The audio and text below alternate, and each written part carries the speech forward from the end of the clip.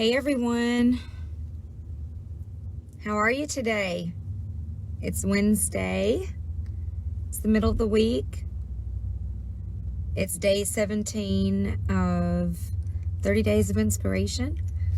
So I'm going to tag a few friends, and if you want to, please go ahead and share the video. It'll take a few minutes for everybody to get on here, but I wanted to go ahead and invite you all to come on.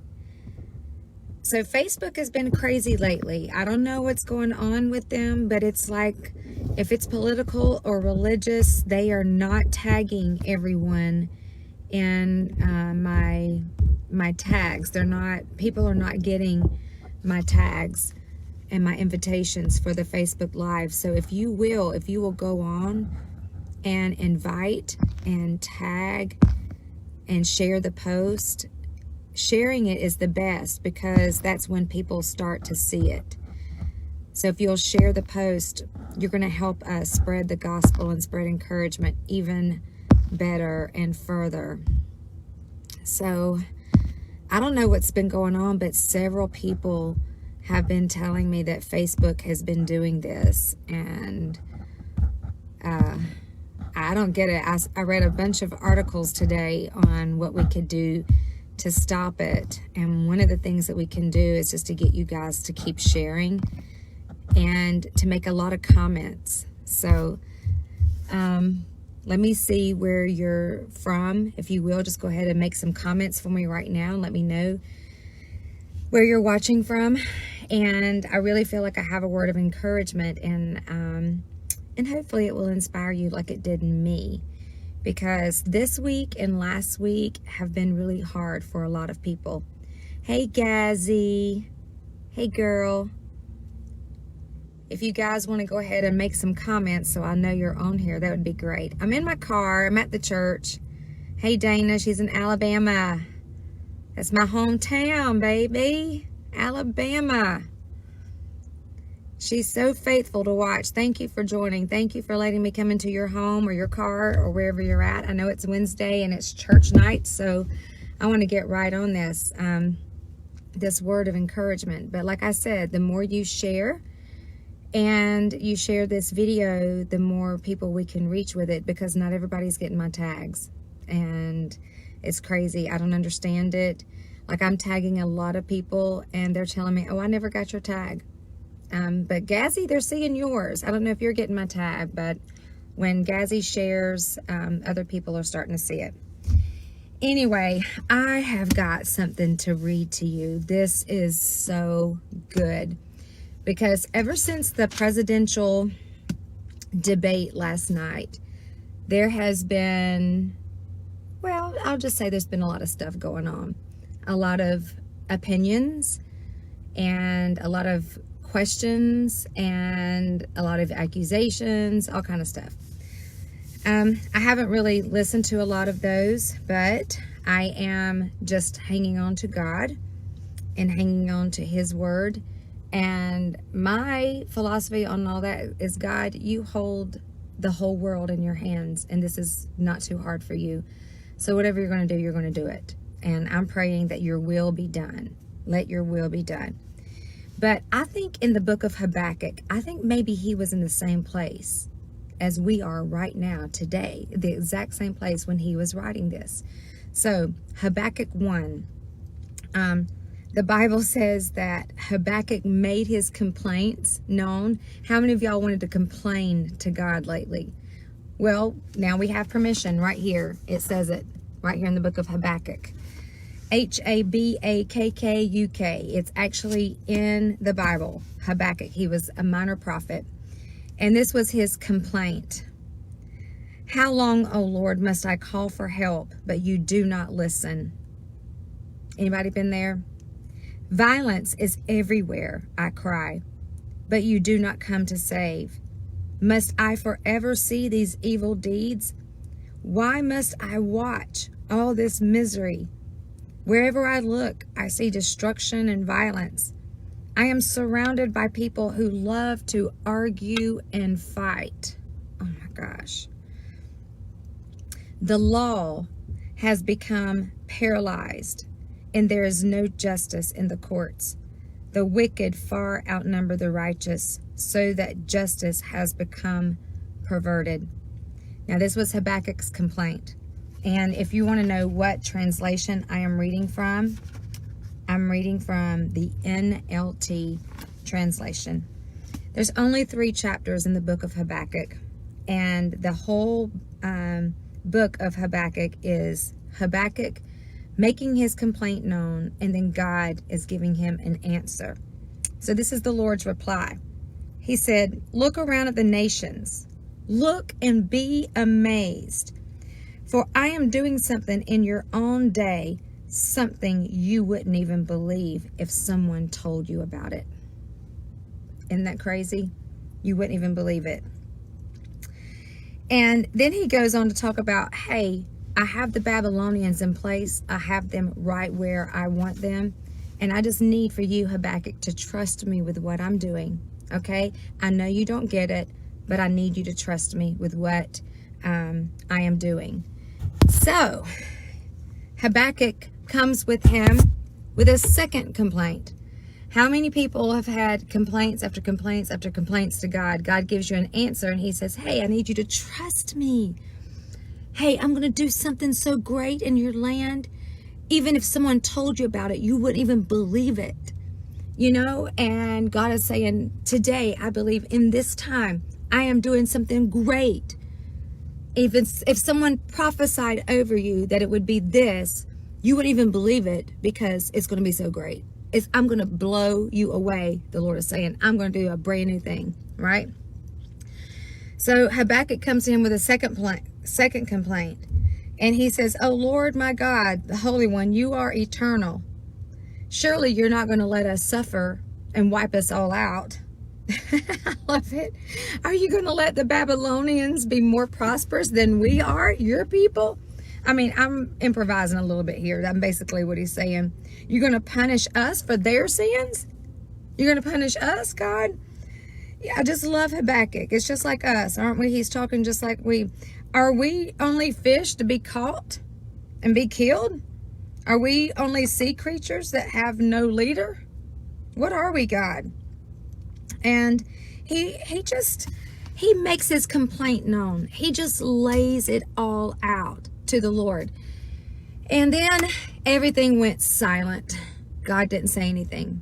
First of all, Habakkuk made his complaint known the first time. The Lord replied to him. His reply was, listen, you guys, I am going to do something great in your land, in your nation. I want you to type that in the comments. God's going to do something great in my nation. God's going to do something great in my state, whatever state you're listening from. If you're from Alabama or Georgia or Mississippi or wherever, God is going to do something great in my land. You have to know that. He said, even if someone prophesied over, if someone told you, you would not believe me. What you wouldn't believe what all I'm going to do. So he comes back with another complaint, and then there's silence. I can't tell you how many people have been saying that God has been so silent, that I can't hear his voice, that God he seems to be so far away. And, you know, I have something to tell you. If you feel like God has been silent and you feel like he is so far away, your answer is in Habakkuk 2. This is what Habakkuk said when everything went silent. He said, I will climb up to watch. I will climb up to my watchtower. One translation says, I will set myself on a rampart. You know what that means? I'm about to put myself in a higher place where I can hear you. A watchtower is a place where they would set themselves up on a high land where they could see if the enemy was coming, you know. And this watchtower was higher. It was the highest place of land that was higher than everything else. And as they sat there in this high place, they could see if the enemy was coming in, you know. They could see, and then they could run back down and let them know, hey, the enemy is coming in, and this is what we need to do. So He said, I'm going to set myself up on a high place, right? So this is what's really interesting to me, is that Habakkuk was in a low place. He was in a place of complaining, asking God so many questions. He was complaining, God, I can't figure it out. Everywhere I look, there's violence. There's people arguing. Everywhere I go, I feel like I'm walking into a trap. I feel like I can't say anything, God. I don't know what to do. I don't know if I'm coming or going. And Lord, I don't get it. Where are you? What are you doing in my land? You know, what are you doing in Statesboro? What are you doing in Savannah? What are you doing in Georgia? God, where are you in Atlanta, Alabama, New Jersey, New York? God, what's going on? What's happening? And that's all he could see. He was in a low place because he was complaining. But then he said, after he got finished complaining, and I love it because God's not condemning him even for being in that place. He actually answered him the first time. And he said, hey, I'm going to be doing these things, you know. And then I love what Habakkuk said. He says, I'm going to set myself in a high place. And I'm going to guard myself. And then I'm going to wait to see what the Lord will say and how he will answer my complaint. Wow. I just looked at this. You're right, Donna and Tanya. I believe it. This is what's happening. When I read this today, I was like, God, this is a word for us today. That's a right now, a today word. Habakkuk said, you know, God, I'm going to set myself right here. And I'm going to wait because I know you're going to respond to my complaint. But the difference is, before, Habakkuk was complaining from a low place. You get it?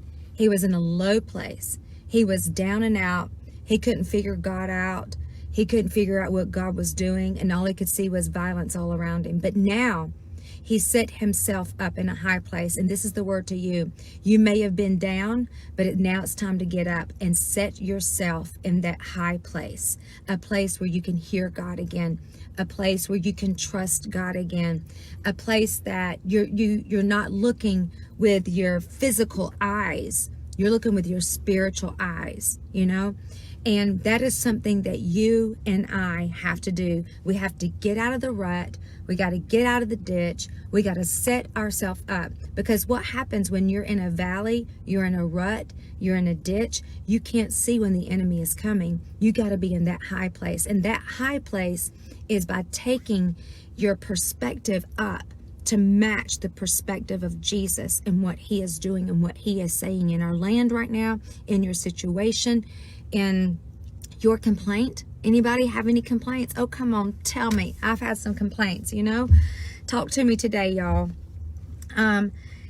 You have to set yourself up to hear from God. And this is the thing. When you set yourself up in that high place, you see the enemy. You know when he's coming in. You have a different perspective. You know, hey, this is the enemy. This is not the way, things are not the way they look. But when you're on the level of the world and you're in Babylon and you're right there on the same level as everybody else, you're going to see as Babylon sees. You're going to see on the same level of everybody else. And you won't be able to even recognize when the enemy comes in, you know? So I love what he says. I'm going to sit here, God. I'm going to sit in this place. I'm going to wait. I'm going to wait for you. And I'm going to listen to what you have to say to me and what you have to say about my complaint. And guess what? God responded. That's right, Donna. Can't anyone do it for you? Only you can get up. That's exactly right. You have to make that decision. You notice that Habakkuk didn't say, oh God, will you help me get up? Oh God, no, he noticed I have been complaining from a low place, but now I'm going to set myself in a high place. And that's a word for us. We have to set ourselves up in that high place. Amen, Tamara. Thank you. Thank you. I see your comments there, and thank you for joining us. Guess what? God responded to him when he finally took his perspective up, when he took his attitude up. The complaint stayed the same. You understand? Like he still says, you know, all this stuff is going on, but I need to see through your eyes now, Lord. Let me begin to see what you're doing. And so I can see when the enemy is coming in to attack me. And the Lord replied, the second reply, and he says, Habakkuk, write my answer. Make it plain and clear. Somebody say, make it plain and clear. Write the vision down. Make it plain and clear, so that a runner can carry it and carry the correct message to others. The vision is for a future time. It describes the end, and it will be fulfilled. If it seems slow in coming, wait patiently for it will surely take place. It will not be delayed. Now, I want to stop there just for a minute, because he's talking about, listen, their time is coming. Babylon's coming to an end. But what I want you to do right now is I'm going to speak through you. You're my prophet. And I want you to stay in that high place. And I want you to get a runner. I want you to send people out with this message. You know, send people out, send runners out with the message. Make it plain and clear so that even a 2-year-old could understand what I'm about to say. Make it plain and clear. And that's what I want to encourage you to do today. You need to write some things down. You need to make it plain and clear. And what God is doing, write down, what is he saying to you? And compare it to what's going on in the nation right now. I mean, y'all, it's crazy. It's crazy out there. Absolutely crazy. I don't want to get involved in it. I don't want to get involved in the arguments. I want to stay connected to God, and I want to see his perspective. And that's what is happening in the book of Habakkuk. I was blown away by this. I mean, I was just reading it and I was like, oh my gosh, I'm blown away. I can't believe this. And something happened to my face just then. I think the sun is setting. I got too close. There you go. Anyway, that's better. And then all of verse 2, he's talking about it. He's saying, this is what I'm going to do. And Habakkuk, in Habakkuk 3, he begins to respond to all the things that the Lord has said. I want you to go. I'm not going to read it all, okay? I want you to go in and read the whole thing, because you're going to notice how much it's paralleling with what's happening today, that is almost in direct alignment with the presidential thingy they did last night. I want to call it the presidential argument that they had last night. Crazy. But this is the verse I want to read to you. Habakkuk 3 verse 17. Hang on. Are you ready for this, Jolene? Are you ready for this, Donna Hendricks? Danielle, are you ready? Brooke Pepin, are you ready? Somebody put in those comments, I'm ready. Gazzy, Stephanie, are you guys ready for this word? Linda, Gordon, Tamara, Lisa Biggers, Linda Turner, Tanya Quick, Danielle Mixon, and Cheryl Lewis. Hey, my friend, are you ready for this last word? Somebody say, yes, I'm ready. Yes, I am ready. This is your answer. Are you ready for your answer? Even though the fig trees have no blossoms and there are no grapes on the vines, even though the olive crops fail and the fields lie empty and barren, even though the flocks die in the fields and the cattle barns are empty, yet I will rejoice. Yet I will rejoice in the Lord. I will be joyful. Somebody put that in the comments. I will be joyful in the God of my salvation. The sovereign Lord is my strength. He makes me as sure-footed as a deer, able to tread upon the heights. Now, this is what I'm saying. Can I just put it in our terms for today? Even though the bank account is empty, even though I'm lacking in every area of my life right now, even though The things that have been prophesied over me have not even come to pass, and God's been completely silent about it. Even though the promise has not come to pass, he says, yet I'm going to praise you. Yet, Lord, in the middle of my devastation, in the middle of my disappointment, in the middle of barrenness, in the middle of sickness, in the middle of all this stuff, I'm going to praise you. And he says, I'm going to rejoice. You know, I'm just going to choose. He has a completely different attitude now. Something shifted. I don't know what it was. Something shifted. Oh, I know what it was. He put himself in a different position to hear from God. A different position. He set himself in a high place. And that made the biggest difference. Notice this. It's when you're in the lowest places, you find yourself thinking more negative. You find yourself complaining more, griping more, arguing more, not getting along with people. Anybody? But when you set yourself up in a high place, notice this. Habakkuk put himself on the rampart. He put himself on the watchtower. He walked there himself. And that's what some of us have got to do. You've got to get out of the bed. You've got to get out of that low place. You got to get out, go to church, press beyond your fear. Let's get back to doing life and having a perspective from heaven and seeing through the eyes of heaven and not through our eyes down here. Because I'm telling you, when he first started talking, I'm going to go back and read verse 1, then I'm going to let you go.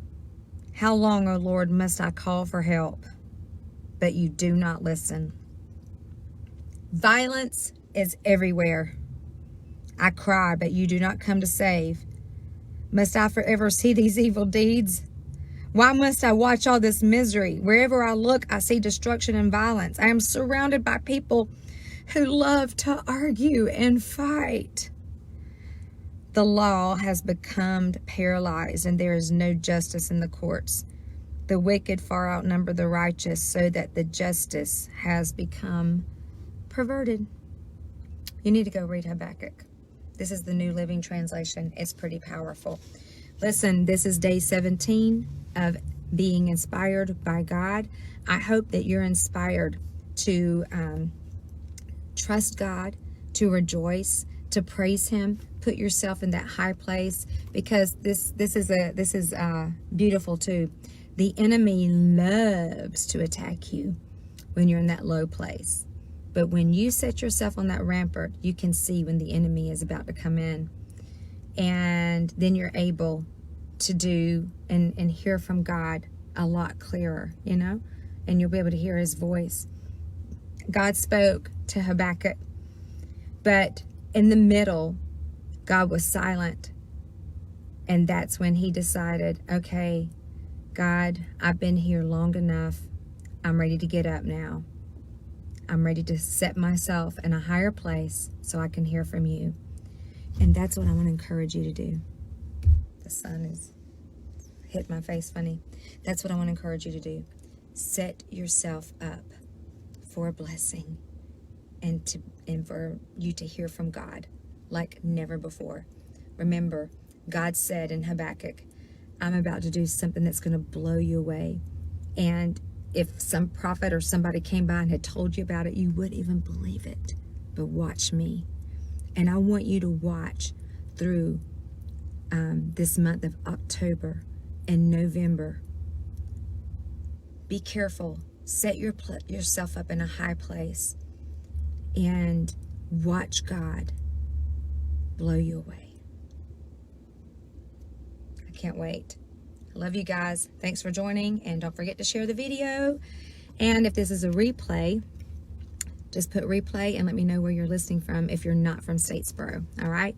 Love you. Bye.